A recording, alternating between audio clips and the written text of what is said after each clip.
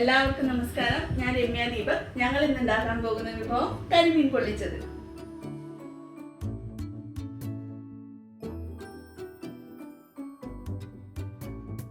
പണ്ടൊക്കെ നമ്മൾ ഈ കരിമീൻ കഴുകുമ്പോൾ ചാരവും കല്ലുപ്പും കൂടെ ചേർത്ത് ഉരച്ചിട്ടാണ് കഴുകാം. ഇപ്പം നമുക്കിവിടെ അത് പറ്റില്ലാത്തത് തോന്നുന്നു. ചേട്ടൻ്റെ കൂട്ടുകാരൻ്റെ രഞ്ജിത്ത് എന്ന് പറയുന്ന കൂട്ടുകാരൻ്റെ അമ്മ അവരൊക്കെ ഉപയോഗിക്കണതെന്ന് വെച്ച് കഴിഞ്ഞാൽ ഗോതമ്പ് പൊടിയും ഉപ്പും കൂടെ ചേർത്തിട്ട് നല്ലോണം തിരുമ്മി കഴുകിയെടുക്കുകയാണ് ചെയ്യുന്നത്. അപ്പോൾ അതോടുകൂടി അതിൻ്റെ ആ ഉളുമ്പുമണമൊക്കെ ഒന്ന് പോയി കിട്ടും. ഇനി നമുക്ക് മീൻ മാരിനേറ്റ് ചെയ്യാൻ വേണ്ടിയിട്ട് ഒരു കൂട്ടുണ്ടാക്കാം. അതിന് എന്തൊക്കെയാണ് വേണ്ടതെന്ന് നോക്കാം. വെളുത്തുള്ളി, ഒരു പച്ചമുളക്, ഒരു സ്പൂണ് കുരുമുളക് പൊടി, ഉപ്പ്, 1/2 ടീസ്പൂൺ മഞ്ഞൾപ്പൊടി, 1 ടേബിൾ സ്പൂൺ മുളക് പൊടി. ഇവ നമുക്ക് നന്നായിട്ടൊന്ന് അരച്ചെടുക്കാം. അതിന് വേണ്ടിയിട്ട് നമുക്കിതിലേക്ക് 1 ടീസ്പൂൺ ഓയിൽ കൂടെ ചേർത്ത് കൊടുക്കാം. ഈ സ്റ്റേജിൽ ഇതിലേക്ക് നമുക്ക് 1 സ്പൂൺ വിനാഗിരി കൂടെ ഒഴിക്കാം.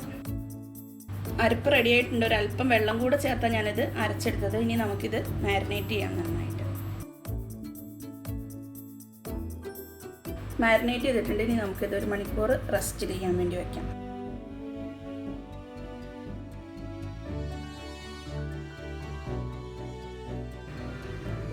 ഒരു വലിയ കഷ്ണം ഇഞ്ചി നമ്മൾ നന്നായിട്ട് ഇടിച്ചെടുത്തിട്ടുണ്ട്. 1 പച്ചമുളക് കൂടി ഇട്ടിട്ട് നമുക്ക് വയ്ക്കാം. 1 മണിക്കൂർ കഴിഞ്ഞു. ഇനി നമുക്ക് മാരിനേറ്റ് ചെയ്ത് വെച്ചിരിക്കുന്ന മീനിനെ ഒന്ന് ഷാലോ ഫ്രൈ ചെയ്തിട്ട് എടുക്കാം. അതിന് വേണ്ടിയിട്ട് ഒരു പാൻ എടുത്ത് അടുപ്പത്ത് വയ്ക്കാം. ചട്ടി നന്നായി ചൂടായി നമുക്കൊരു 1.5 ടേബിൾ സ്പൂണോളം എണ്ണ ഒഴിച്ചു കൊടുക്കാം.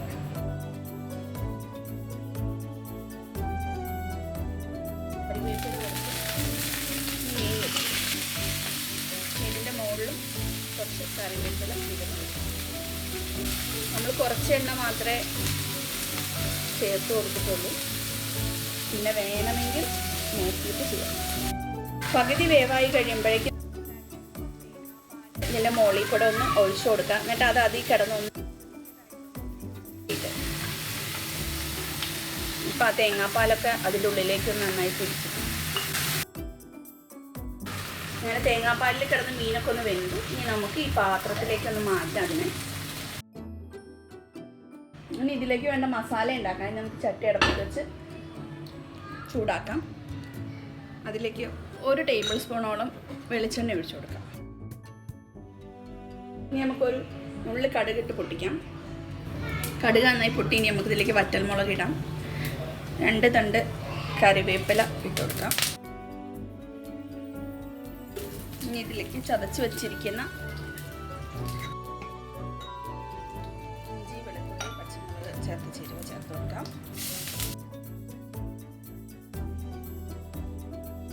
ഇതിൻ്റെ പച്ചമണം മാറുന്നവരെ ഒന്ന് വഴറ്റി കൊടുക്കാം. പച്ചമണം മാറി തുടങ്ങി. ഇനി നമുക്ക് ഇച്ചിരി ചുമന്നുള്ളി, ചെറിയ ഉള്ളി ചേർത്ത് കൊടുക്കുക. ഒരു 10-30 എണ്ണമാണ് ഞാൻ എടുത്തത്. ഗ്രേവി ഇച്ചിരി കൂടുതൽ വേണമെന്നുള്ളതുകൊണ്ടാണ് ഇത്രയും. നിങ്ങൾക്ക് ആവശ്യമുള്ള ഗ്രേവിക്ക് അനുസരിച്ച് ഇതിൻ്റെ അളവ് കുറയ്ക്കുകയോ കൂട്ടുകയോ ഒക്കെ ചെയ്യാൻ പറ്റും. നമുക്കിതിലേക്ക് 1 ടീസ്പൂണോളം ഉപ്പ് ഒന്ന് ചേർത്ത് കൊടുക്കാം. ഉള്ളി ഒന്ന് വാടി കിട്ടാനും എളുപ്പമാണ്. ഒരു മസാലയുടെ കൂട്ടുണ്ടാക്കാം. അതിന് വേണ്ടിയിട്ട് 1 ടേബിൾ സ്പൂണോളം മുളക് പൊടി, 1 ടീസ്പൂൺ മഞ്ഞൾപ്പൊടി, 1 നുള്ള് മല്ലിപ്പൊടി, 1 നുള്ള് ഗരം മസാലപ്പൊടി, 1 ടീസ്പൂൺ കുരുമുളക് പൊടി, ഒരല്പം വെള്ളം ചേർത്ത് നമുക്കിതിനെ ഒന്ന് മിക്സ് ചെയ്തെടുക്കാം. ഇങ്ങനെ ചെയ്യുമ്പോൾ നമ്മൾ ഈ ആ ചുമന്നുള്ളിയിലേക്ക് നമ്മളിത് ചേർത്ത് കൊടുക്കുമ്പോൾ അത് അടി പിടിക്കുകയോ ഈ മസാലകൾ കരിഞ്ഞു പോവുകയോ ചെയ്യില്ല. അതിന് വേണ്ടിയിട്ടാണ് നമ്മളിങ്ങനെ ചെയ്യുന്നത്. ഉള്ളി നല്ല രീതിയിൽ വഴണ്ട അതിൻ്റെ പച്ചമണമൊക്കെ മാറി പാകമായി നിൽക്കുന്നുണ്ട്. ഈ അവസ്ഥയിൽ നമുക്ക് ആ കുഴച്ച് നമ്മളുണ്ടാക്കിയ ആ മസാലക്കൂട്ട് ഇതിലേക്ക് ചേർത്ത് കൊടുക്കാം. ഒരല്പം വെള്ളം കൂടെ ഒഴിച്ച് ഇതൊന്ന് കഴുകിയിട്ടെടുക്കാം. നന്നായിട്ടൊന്ന് പച്ചമണം മാറുമ്പോൾ ഒന്ന് ഇളക്കി കൊടുക്കാം. അത്യാവശ്യം പച്ചമണമൊക്കെ ഒന്ന് മാറി മസാലയിലെ ആ വെള്ളമൊക്കെ ഒന്ന് വറ്റി വീണ്ടും. ഇനി നമുക്കിതിലേക്ക് 2 തക്കാളി ചെറുതായി കട്ട് ചെയ്തത് ചേർത്ത് കൊടുക്കാം. എന്നിട്ട് നന്നായി ഒന്ന് ഇളക്കിയിട്ട് കുറച്ച് നേരം, ഒരു മിനിറ്റ് വേണ്ട, കുറച്ച് നേരം നമുക്കിതൊന്ന് അടച്ചു വയ്ക്കാം. അപ്പം തക്കാളിയിൽ നിന്നുള്ള ജ്യൂസൊക്കെ ഒന്ന് ഇറങ്ങി ഇതൊന്ന് മയപ്പെട്ട് വരും. നമുക്കൊന്ന് തുറന്ന് നോക്കാം. എന്നിട്ടൊന്ന് ഇളക്കി കൊടുക്കാം. ഒരല്പം വെള്ളം കൂടെ ചേർത്ത് കൊടുക്കാം. ഒരു 3-4 ടേബിൾ സ്പൂണോളം വെള്ളം. വീണ്ടും ഒന്ന് അടച്ചു വയ്ക്കാം. നമുക്ക് തുറന്ന് നോക്കാം. ഇപ്പോൾ തക്കാളിയൊക്കെ ഒന്ന് വെന്ത് ഇതിൻ്റെ കൂടെ പിടിച്ചിട്ടുണ്ട്. ഇനി നമുക്ക് തീ ഓഫാക്കി അടുപ്പത്തൊന്ന് മാറ്റാം. നിങ്ങൾക്ക് വാഴല നന്നായി നല്ല തളിര് വാഴയില കിട്ടിയില്ല. ഏതായാലും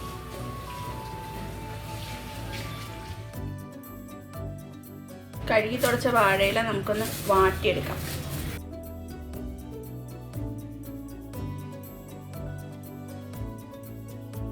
ഇനി നമുക്കിത് വാഴയിലയിൽ പൊതിഞ്ഞെടുക്കാം.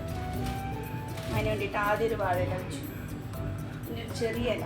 ഈ ഇലയുടെ മുകളിലാണ് നമ്മൾ മസാലയൊക്കെ ആഡ് ചെയ്യണത്. അതിന് വേണ്ടിയിട്ട് ചെറിയ ഇല. ഇനി നമുക്ക് ഈ മസാല ഇവിടെ നല്ലോണം പുരട്ടി കൊടുക്കാം.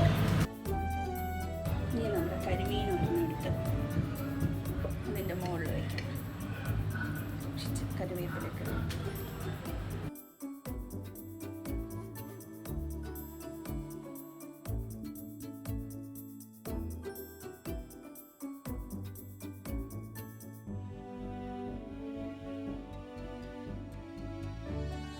നമുക്കിത് മടക്കി കെട്ടാം.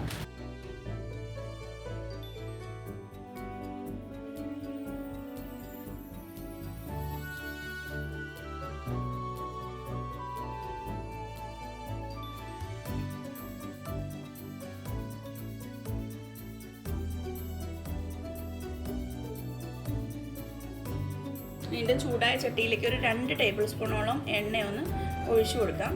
എന്നിട്ട് നമുക്ക് ഈ വാഴയിലയിൽ പൊതിഞ്ഞ് വെച്ചിരിക്കുന്ന കരിമീൻ അതിലേക്ക് വെച്ച് കൊടുക്കാം. എന്നിട്ട് നമുക്കിതൊന്ന് അടച്ചു വയ്ക്കാം. ചെറിയ തീയിൽ ഒരു 5 മിനിറ്റ് അതങ്ങനെ ഇരിക്കട്ടെ. തുറന്ന് നോക്കി മറച്ചിടാം. ഒരു സൈഡ് നന്നായിട്ടായിട്ടുണ്ടാവും. മറ്റേ സൈഡ് കൂടെ ഇതുപോലെ വീണ്ടും ഒന്നുകൂടെ അടച്ചു വയ്ക്കാം.